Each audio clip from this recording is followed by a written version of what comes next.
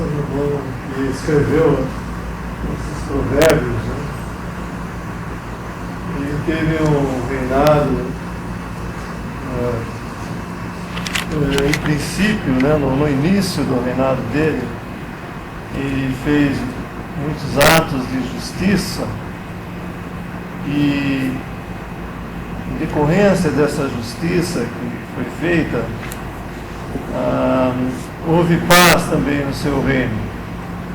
E isso porque Deus, assim, quis fazer desse homem o homem mais sábio que já existiu e inspirou esse homem para escrever tais palavras, tantas palavras de sabedoria, tantas palavras que são retas, e mostrando que toda a retidão, tudo que é de amor, tudo que é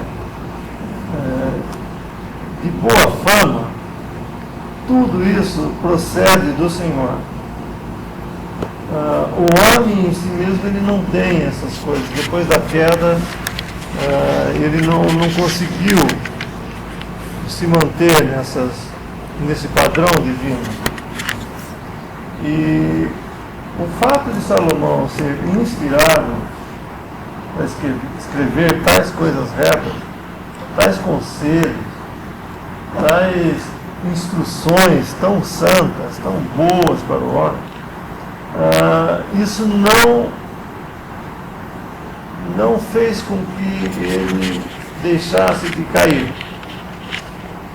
Nós, quando lemos a história de Salomão, toda a sua glória, toda a sua riqueza, as maravilhas do seu reino, e ao chegar no fim da sua vida, nós vemos que ele terminou como um idólatra, e justamente por não atentar para essas palavras que ele mesmo falou, inspirado pelo Espírito Santo.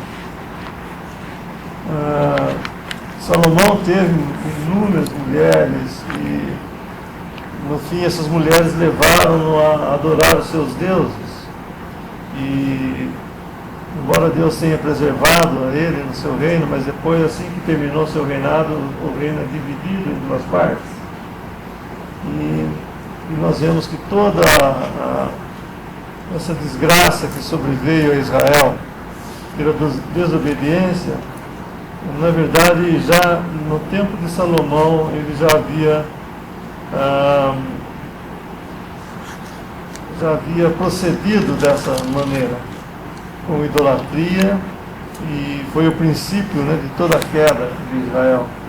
E depois os reis que sucederam a Salomão, com exceção de alguns poucos, muito poucos, eles foram completamente alheios à palavra de Deus, contra Deus. Eles, além da idolatria, sacrificavam seus próprios filhos aos demônios, aos ídolos, ao ponto que Deus chegou a proferir, então, tantos juízos contra essa nação, e que até agora eles estão passando por isso ainda, embora haja promessas de que no futuro eles retornarão à sua terra e gozarão desse reinado e de um rei com tais características, como aqui nós vemos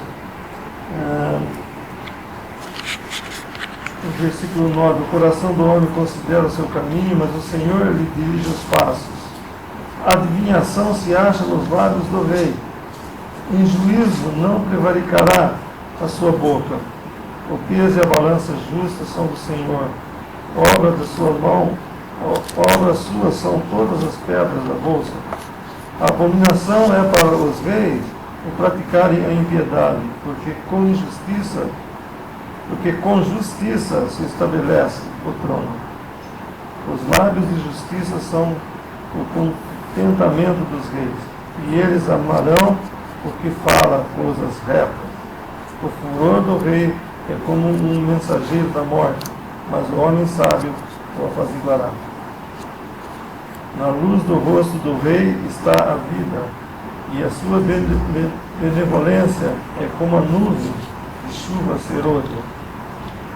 Nós vemos então que um dia eles terão um rei, né, com essas características de justiça, de sabedoria, um rei que sabe todas as coisas, que sabe guiar seu povo, mas no momento eles estão passando ainda pelo juízo, por causa da desobediência que começou com esse rei, né, tão justo, tão abastado, tão provido de coisas por Deus, mas que também, infelizmente, não soube permanecer nesses princípios e acabou, então, caindo em idolatria, e depois que o sucederam foram piores ainda. 4 versículos nesse capítulo que informa como que o esqueleto do que esse capítulo traz. No versículo 1, do homem são as preparações do coração, mas do Senhor a resposta da boca. Versículo 2, todos os caminhos do homem são limpos aos seus olhos, mas o Senhor pesa os espíritos. O coração, versículo 9, o coração do homem considera o seu caminho, mas o Senhor lhe dirige os passos.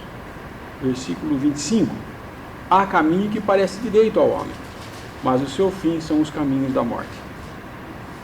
Nós vemos que boa intenção ou julgar que está fazendo certo não torna a coisa certa. Aqui nós vemos nesses 4 versículos que o homem pode preparar tudo no seu próprio coração. Ele pode achar que seus caminhos são limpos aos seus próprios olhos, ele pode achar que seu coração pode considerar todo o caminho, fazer o caminho para ele aqui na terra, e mesmo achar que esse caminho é reto, mas tudo aos seus próprios olhos. Porém, tudo vem do Senhor. E o versículo 33, a versão do Darby deixa mais claro esse versículo. A sorte se lança no colo, os dados se lançam no colo, mas do Senhor procede a decisão, toda a decisão. Nós somos propensos a pensar, bom, se eu estou pensando em fazer certo, se eu tiver uma disposição do coração, e se aos meus olhos parece certo, não vai dar certo. E às vezes até bolamos todas as coisas, maquinamos em nossos corações, pensamos no que fazer e tal, e aí ajoelhamos e pedimos para Deus abençoar nossos planos. Porém, não é por sorte. Todas as decisões vêm do Senhor. E nós podemos, certamente devemos até buscar fazer essas coisas, planejar as coisas, mas saber que a resposta vem de Deus. A decisão final é de Deus, não é nossa. O céu não vai ter ninguém que chegou por boas intenções lá. O inferno vai estar cheio de gente de boas intenções, que falharam. Porque, inclusive, nosso coração é enganoso. Nós conseguimos trapacear nosso coração, essa é a verdade. Fazemos as coisas que queremos fazer, a nossa própria vontade, e maquiamos isso como sendo uma coisa boa aos nossos próprios olhos. E quando nós percebemos, esse caminho que traçamos estava nos levando à perdição, à morte e à falta de comunhão. Mas do Senhor Ele vem e resgata a gente dessa situação, né? E todos esses versículos desse capítulo, a gente vai ver que tem relação com esse tipo de coisa. Não confiar no seu próprio coração, maldito o homem que confia em seu próprio coração. E entregar nas mãos de Deus todas as coisas e depender de Deus, aguardando a resposta. Nós temos também um outro fator, que além de querer fazer nossa própria vontade, nós temos a ansiedade de ver os nossos projetos terminados logo e respondidos. E muitas vezes nós oramos para Deus e levantamos e agimos naquilo que nós estávamos pensando antes de orar, de como fazer. E esperamos que Deus abençoe isso. Os provérbios, né, que nós estamos lendo aqui, nós vemos que trata exatamente disso. As coisas que nós fazemos aqui na terra, que podem nos trazer mais dores do que resultado. E em todas essas coisas, todos esses versículos trata disso, nos leva cativos ao pensamento de que a palavra final é de Deus, a decisão total é de Deus, não é nossa. E nós, por nós mesmos, não podemos decidir nada. A decisão que nós tivemos por nós próprios, nós tivemos em nosso pai Adão, que foi desobedecer. Um exercício que a gente pode também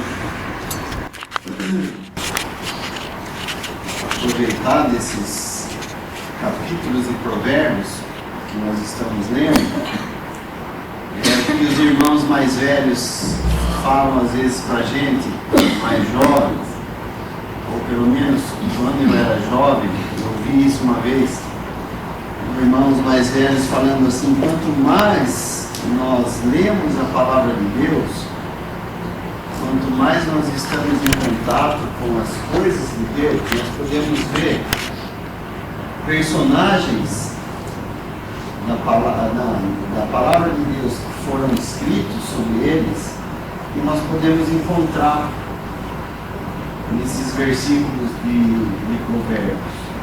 E realmente, muitas vezes a gente encontra exemplos que nos chamam a atenção logo. Por exemplo, no versículo 1, o irmão falava que aqui vinha à mente dele sobre o exemplo de vida de Saul.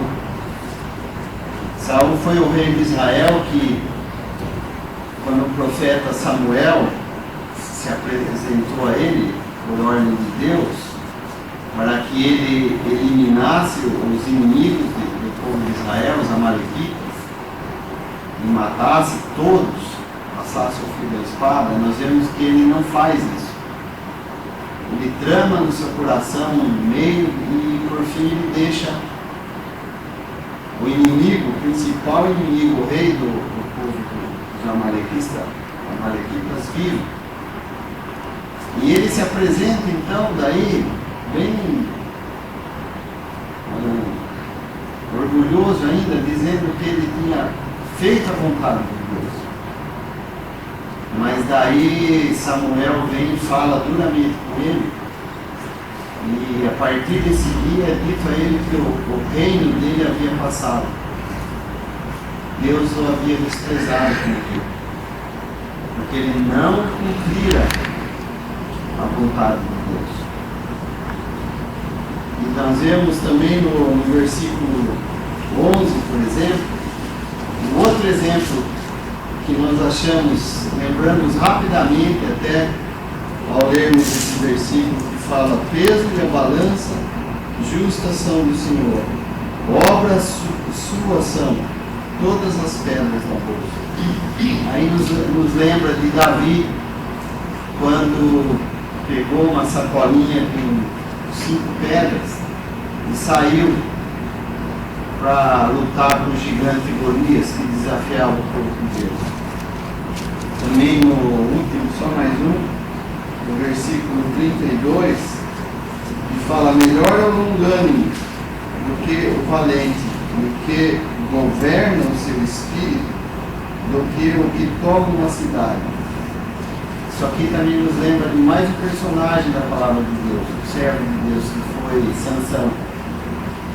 Então, nós vemos, através desses, se lemos a palavra de Deus, conhecemos um pouco a palavra de Deus, esses versículos não vão se tornar tão ao ar, assim, como se a gente não entendesse, ou como se a gente não tivesse nenhum exemplo de homens que viveram, quer fazendo a vontade de Deus, quer desobedecendo, que são para nós exemplos, né, de encorajamento também, ao ver aqueles que obedeceram e o fim que tiveram.